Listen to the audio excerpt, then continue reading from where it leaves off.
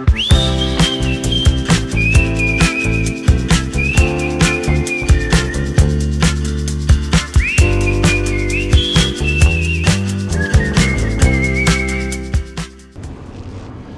may be a little bit hard to believe, but I just finished my first trip driving my van back home, and I got 24.8 miles per gallon in this bad boy.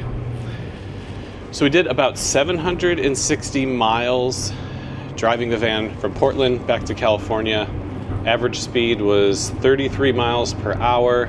It was along the coastal road, so it wasn't like driving on the interstate or anything. A lot of ups and downs, but generally just a level drive for a lot of hours. And 24.8 miles per gallon is incredible in my opinion.